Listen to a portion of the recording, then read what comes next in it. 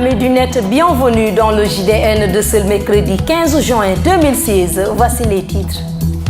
L'autosuffisance alimentaire mobilise les acteurs à Oussouye. La tournée du gouverneur dans ce département a servi de prétexte pour réfléchir sur les voies et moyens d'atteindre cet objectif majeur. Le projet Cisco Academy offre de nouvelles opportunités aux élèves et étudiants de Ziguinchor. Ces derniers peuvent en effet trouver dans cette plateforme un moyen d'accéder aux mécanismes de mise en place de réseaux. La page internationale et la revue des titres mettront fin à cette édition. À l'occasion de la tournée sur la campagne agricole 2016-2017, une rencontre d'échange entre les différents acteurs s'est tenue dans le département d'Oussouye. Cette réunion a été un cadre pour trouver les voies et moyens en vue d'atteindre l'autosuffisance alimentaire à l'horizon 2017. La rencontre a été présidée par le gouverneur de Ziguinchor, Al-Hassan Sall, qui a exhorté l'ensemble des acteurs agricoles à redoubler d'efforts pour atteindre les objectifs fixé. Le gouvernement a mis en place un programme d'accélération de la cadence de l'agriculture sénégalaise dénommé PRACAS. Un volet de développement de la filière riz est prévu dans ce programme avec comme objectif 1 600 000 tonnes de paddy à l'horizon 2017, dont 60% pour la région du fleuve et 40% pour les zones fluviales, avec 120 000 tonnes pour la région de Ziguinchor. C'est dans ce contexte que le gouverneur de Ziguinchor s'est rendu dans le département d'Oussouye pour rencontrer et échanger avec les producteurs de riz qui ont obtenu un résultat de 26 999 000 tonnes de riz pour la saison 2015-2016. Ainsi, pour la campagne agricole de cette année, les projections sont fixées à 30 000 tonnes et ce chiffre pourrait être largement dépassé avec l'implication et le plaidoyer de son Excellence le roi d'Oussouye. Ajoutez à cela une forte utilisation de semences certifiées à haut potentiel et l'usage d'engrais. Tout le cocktail est réuni en vue d'atteindre l'autosuffisance alimentaire à l'horizon 2017. La journée porte ouverte Jigen Chitik était l'occasion pour les porteurs du projet Cisco Academy d'en livrer le contenu et la quintessence. Il s'agit par cette application de permettre à des jeunes, des professionnels désireux d'être leaders dans le domaine de l'informatique réseau d'accéder à cet outil de l'information. Reportage signalé à Cézanne Tchautin. Cisco Academy est une formation américaine qui est devenue leader dans le domaine du réseau. Il permet aux jeunes de fabriquer du matériel réseau à travers une formation proposée à cette frange de la société. Dr Youssou Dian, chef de département informatique, porteur du projet Académie Cisco à l'université Assane Seck, revient sur la politique de la dite plateforme. Maintenant, il a une politique, c'est de mettre en place une académie pour permettre aux jeunes et aux entreprises de former en tout cas leurs employés ou leurs enfants dans ces technologies-là qui est tout le temps en perpétuelle évolution pour que ces gens soient opérationnels dans leur système. Et demain, eux, ce qu'ils vont gagner là-dessus, ça sera que eux, ils vont être des gens qui vont acheter des produits Cisco. C'est pourquoi Cisco a mis cette académie en ligne et gratuitement pour que les universités puissent en fait accueillir les jeunes et les entreprises pour les former dans ces technologies. A préciser que Académie Cisco est une plateforme multinationale mise à disposition par le peuple américain pour permettre de former les jeunes du monde entier à travers un outil disponible dans différentes universités du monde. Car a-t-on besoin de préciser que le monde est un village planétaire? Le médiateur en tant qu'autorité indépendante et impartiale est tenu de résoudre à l'amiable les différends opposant les citoyens aux administrations ou autres organismes chargés d'une mission de service public. La précision est de Maktar Sakho, représentant du médiateur de la République. Il s'exprimait au cours de la journée du justiciable organisée à l'université Assane Seck. Il est au micro de Binta Diatta. Le médiateur de la République entend préciser que l'état de droit repose sur une architecture que vous connaissez. 3 socles qui sont le pouvoir législatif, le pouvoir exécutif le pouvoir judiciaire. Ces trois pouvoirs fonctionnent suivant une répartition des fonctions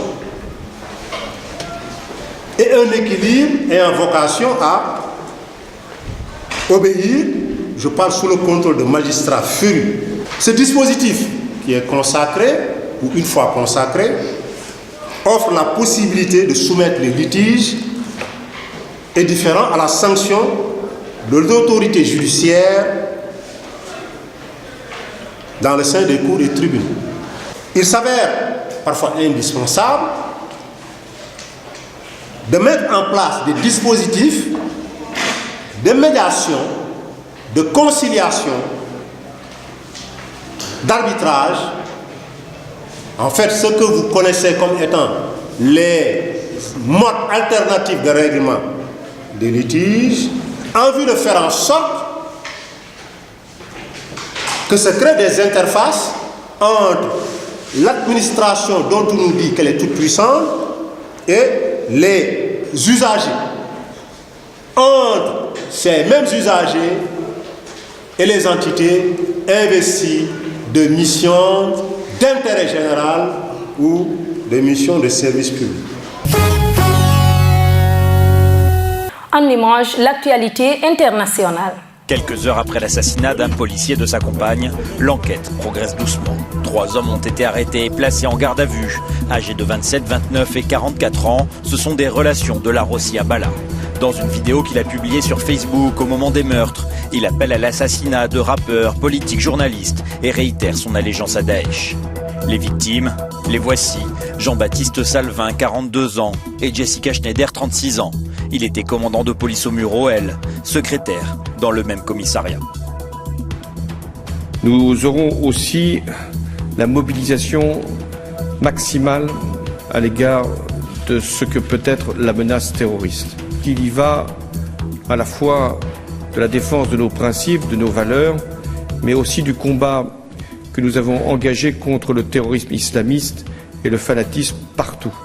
Larossi Abala était déjà suivi par la police. Pourtant, il passera quand même à l'acte. Accusé par la droite de laxisme, le gouvernement répond. Moi, je ne veux pas ni de la peine de mort, ni de Guantanamo, ni de la vente des armes, parce que je sais aussi ce que peut donner ce modèle. Malgré la minute de silence, respectée par les députés, l'union républicaine entre l'opposition et le gouvernement n'aura cette fois-ci pas duré 24 heures. Je vous remercie.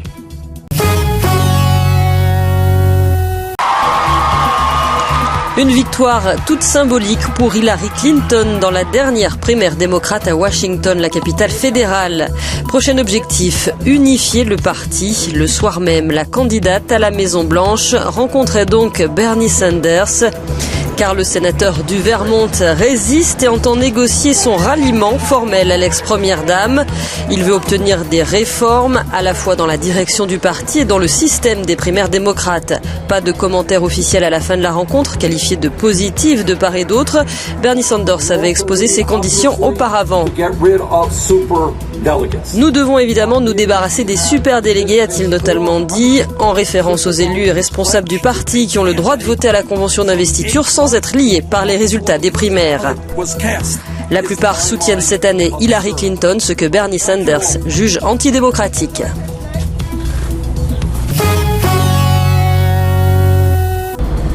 Le général Jean-Marie Mokoko est depuis mardi aux mains de la Direction générale de surveillance du territoire, selon son avocat maître Yvonne Éric Ibwanga. L'officier aurait été interpellé dans sa résidence à Brazzaville et escorté par plusieurs policiers. Le candidat malheureux à la présidentielle serait entendu dans l'affaire d'une vidéo tournée en 2007. Dans cet enregistrement, Jean-Marie Mokoko est soupçonné par les autorités d'avoir tenté de planifier un coup d'État avec un homme se présentant comme agent du service de renseignement extérieur de la France. Jean-Marie Mokoko avait fait l'objet d'une première interpellation à la veille de l'élection présidentielle. Depuis lors, le général Mokoko vivait en résidence surveillée. Sur se basera sur et non des antivaleurs comme nous en avons. La semaine dernière, le ministre de la Justice estimait que les procédures judiciaires et pénales ne devaient pas être rangées dans les tiroirs de la justice. Quant au Kambokoko, on dénonçait une manipulation qui tend à affaiblir politiquement les opposants au pouvoir du président Sassou Nguesso. Nous accueillons Moussou Diédiou et c'est pour la revue des titres. Bonjour à tous et merci de nous rester fidèles pour la revue des titres de ce mercredi 15 juin 2016. Sud Quotidien titre à sa une: installation de la commission de révision du code électoral, ultimatum de 48 heures à l'opposition. Eux et nous, Paul John, le défi de la gouvernance du football au Sénégal. Naissance d'une nouvelle coalition de l'opposition, les FOP de Ndéné, Fada et Aliou Sow. Année scolaire 2016, un calme précaire. À la une du Populaire, déplacement du chef de l'État hier à Touba et Tivaouane, que cachent les visites matinales de Macky. 48 heures après le dénouement de la crise scolaire grâce aux religions. Le président Sall reçu par Serigne Sidi Maktar Mbacké et Abdoul Aziz Sy Al Amin. L'affaire Karim et le dialogue national, point clé des huis clos entre le président de la République et les deux chefs religieux. Installation de la commission électorale, l'opposition a 48 heures pour accorder ses violons. À la place d'une liste, l'opposition se présente en deux blocs. Le ministre de l'Intérieur lui fixe un ultimatum pour s'entendre. Professeur Diaw, cette fissure de l'opposition est une opportunité pour le pouvoir. Maître Sidiki Kaba, ministre de la Justice, répond aux avocats de Habré. Amady Diouf est juge depuis 25 ans. Les avocats de Habré persistent. Il n'a jamais occupé une fonction de juge pendant 10 ans. Affaire du bus de Dakar Demdik incendié à l'université. Victor Diouf et Cheikh Bamba Ba fixés sur leur sort le 12 juillet. Rencontre avec le Premier ministre, les agents d'AMA entrevoient le bout du tunnel. Ostracisme envers le secteur privé national, Mansour Kama savonne le gouvernement. Stade, le quotidien du sport titre à sa une: Euro 2016, deuxième journée ce mercredi, France et Suisse pour confirmer. Gala de l'amitié, 10e édition, les Lions régalent Caroline Faye. Ligue 1, course au titre, l'US Gorée partira en pôle. Handball, Awa Ndiaye, pivot d'origine malienne, pourquoi j'ai opté pour le Sénégal.